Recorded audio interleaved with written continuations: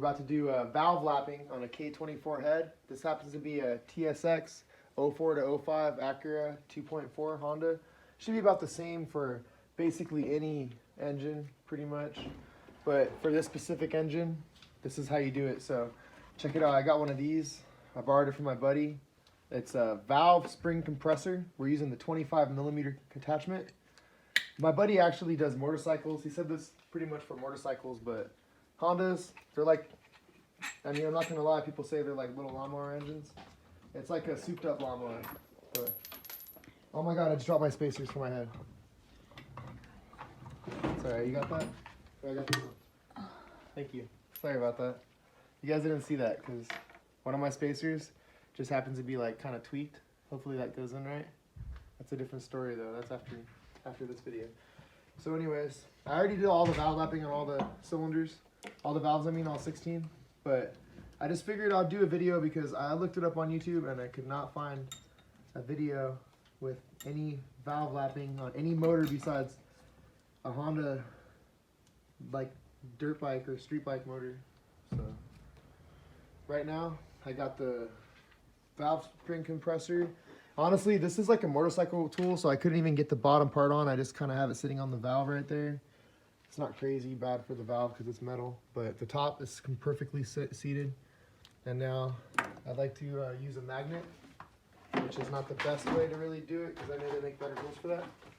But it's right here. This little magnet I use. You guys probably get a bigger magnet. You don't want to have these keepers fly out. It's kind of crazy how I have it doing it up here and I'm about to lose my keeper. You guys will probably let me know in the comments. But so I have it right here. Watch, babe. Could you get that?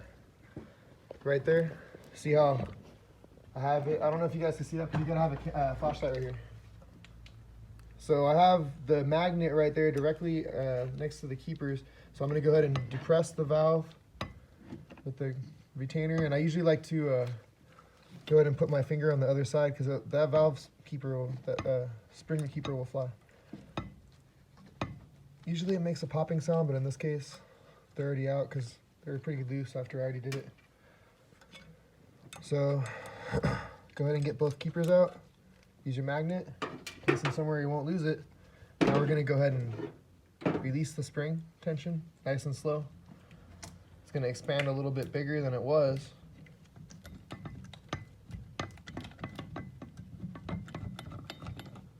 There you go.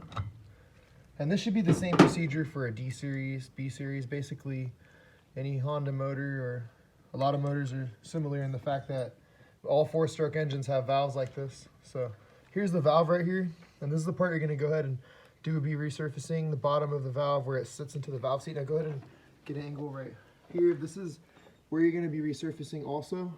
So the procedure is you use a suction cup tool.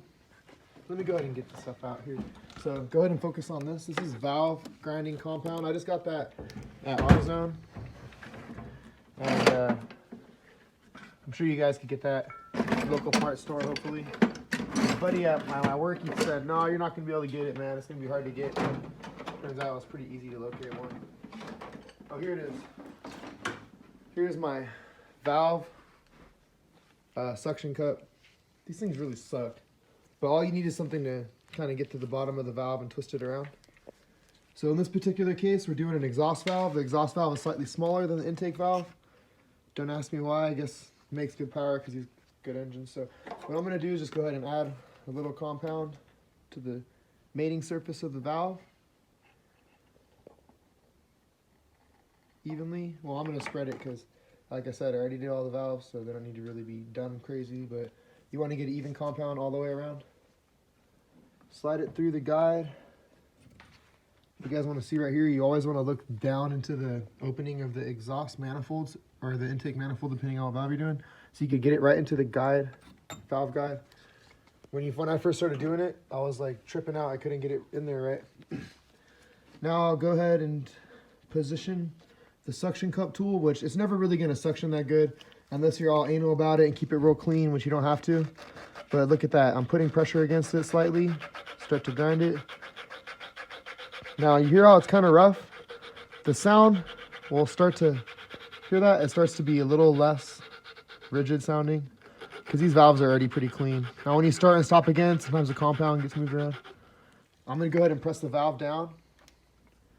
I've seen this on another video, honestly, on how to do this, and I did a couple online reads to get this procedure just right. You don't want to use a drill gun. You want to do it by hand because you don't want to go crazy and move too much surface. Now it's like nice and smooth. You hear that? It's like a little rough right there, but nice and smooth right there. There we go.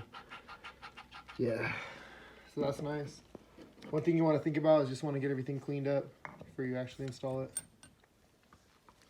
So what you guys are going to want, let me get some cleaner.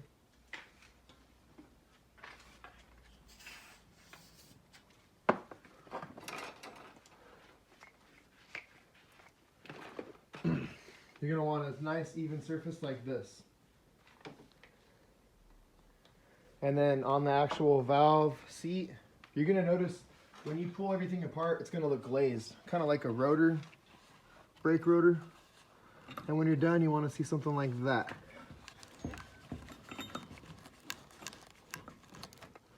Nice and clean. Of course, installation is the opposite of the removal.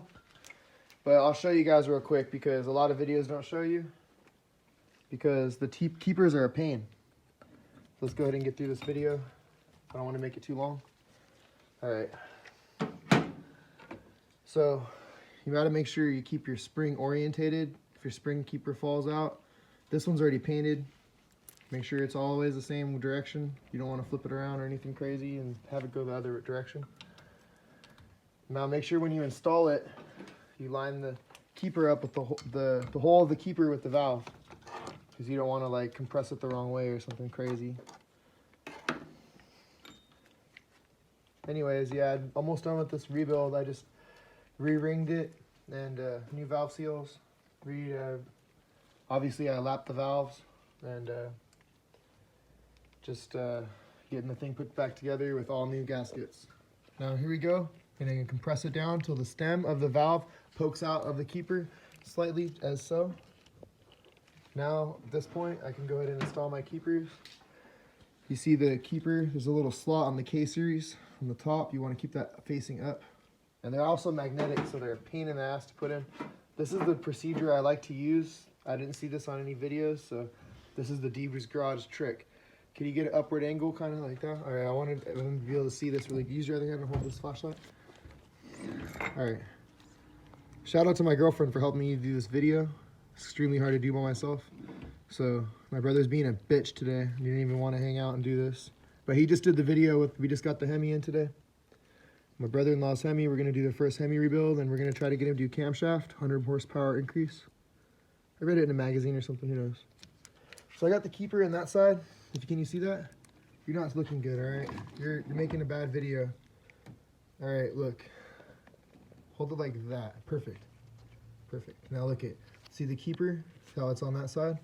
Now what I'm going to do is I'm going to go ahead and put my finger like this, position my finger from the other direction, and just drop it like that. Now I could just press it into place. A lot of the times you want to use a pick or something like that. Boom, that's it right there. But as you're going up, the thing that I like to do, last but not least, is use a pick, like I said, to even out the keepers, because you don't want to have, in this case, can you see on the video that one side is all fat gap and the other side's all touching? So you want to even it out like that. That way the keepers aren't touching each other. You don't want them to bounce out and loosen up while you're driving. There you go. Valve seated back in with the keepers in and the retainer. Perfect. You just got to do all 16, guys. Most these motors got 16. Good luck. Don't lose any keepers. All right, thanks, baby.